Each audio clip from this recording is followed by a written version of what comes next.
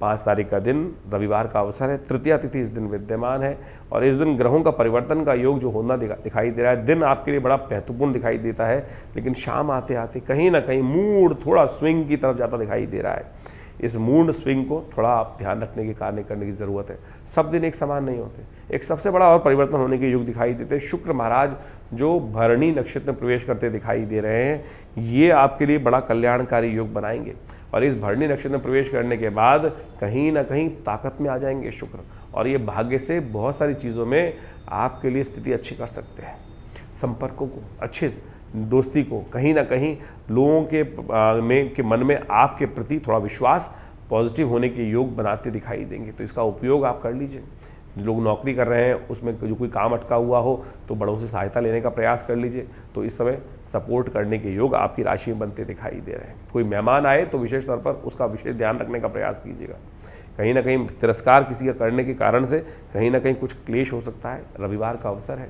नवग्रह इन दिनों विशेष तौर पर थोड़ा सा उठापटक का योग बनाते दिखाई दे रहे हैं। सूर्य फंस गए हैं, शनि के साथ खरमास चल रहा है। सूर्य, शनि और साथ में मंगल का युति बनने जा रही है और बहुत जल्दी इनमें 4 ग्रहों का योग होने जा रहा है, चतुर्ग्रह योग होने जा रहा है।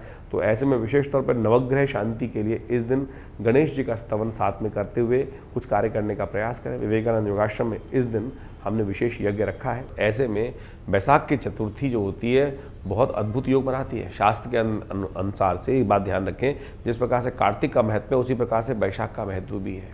रविवार का अवसर है तो हमने इस दिन भगवान गणेश को प्रसन्न करने के लिए गणेश यज्ञ आश्रम पे रखा है। भगवान गणेश समस्त विघ्नों को दूर करने वाले हैं और समस्त विघ्न जब तक दूर नहीं हो जाते तब तक सफलता नहीं मिलती। एक बात ध्यान रखें, हमारे जीवन में कई प्रकार के कष्ट कई बार आ रहे होते हैं, क्योंकि हमारे जीवन में कहीं ना कहीं हम बहुत सारे सही मार्ग पे नहीं चलते हैं। तो कभी कभी गणेश जी का यज्ञ अवश्य जीवन में स्थान देने का प्रयास करना चाहिए। भगवान गणेश सर्वप्रथम पूज्य है।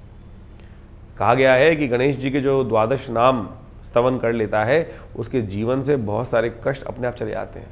कहा गया सुमुखश्चैकदन्तश्च कपिलो गजकर्णकः लंबोदरश्च विक्तो विघ्ननाशो विनायका धूम्रकेतुर्गणाध्यक्षो भालचंद्रो गजानना द्वादशे तानि नामानि यः पठे शृणुयात् विद्यारम्भे विवाहे च प्रवेशे निर्गमे तथा संग्रामे संकटे चैव विघ्नस्तस्य न जायते। उनके जीवन में विघ्न नहीं आता है। तो नित्यपति इन नामों का स्मरण करें। इसीलिए हमने इस वैशाख के महीने में चतुर्थी के सुंदर योग पर विवेकानंद आश्रम में गणेश यज्ञ रखा है। गायत्री यज्ञ के साथ साथ गणेश यज्ञ रहेगा, जो सुबह करीब करीब आरंभ होगा 8 बजे से, और उसमें आप सब लोग बैठ सकते हैं। गायत्री का यज्ञ रहेगा, साथ में गणेश जी का यज्ञ रहेगा, गणेश जी के विभिन्न चमत्कारिक मंत्रों का स्तवन रहेगा।